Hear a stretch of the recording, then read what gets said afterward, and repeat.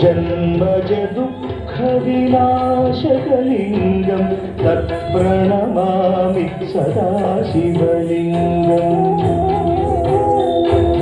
देवमुनिप्रवरार्चितलिङ्गं कामदहन करुणाकरलिङ्गम् रावणदर्पविनाशकलिङ्गं तत्प्रणमामि सदा शिवलिङ्गम्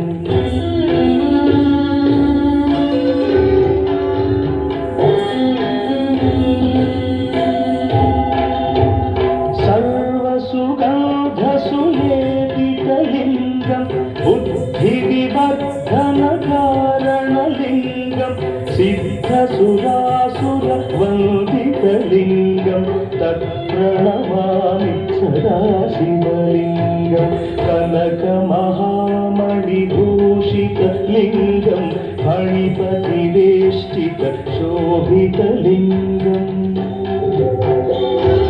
दक्षसुयज्ञविनाशनलिङ्गं तत्प्रणमामि सदा शिवलिङ्गम्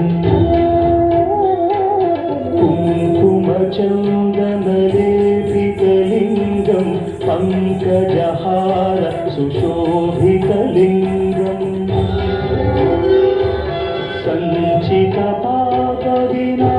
सञ्चितपापविनाशनलिङ्गं तत्प्रणमामि सदा शिवलिङ्गम्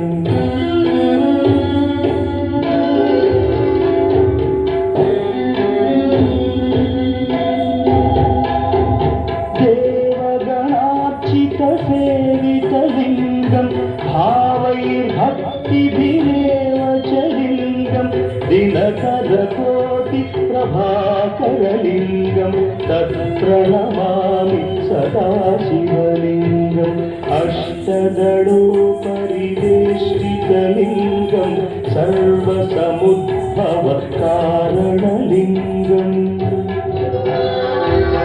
अष्टदरिद्रविनाशनलिङ्गं तत्प्रणमामि सदा शिवलिङ्गम् सुरगुरुसुरवरपूजितलिङ्गं सुरवनपुष्पसदार्चितलिङ्गम्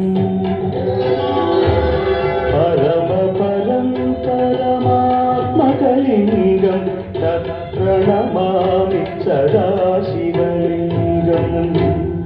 लिङ्गाष्टकमिदं पुण्यं यः पठेत् शिवसन्निधौ शिवलोकमवाप्नोति शिवेन सह मोदते।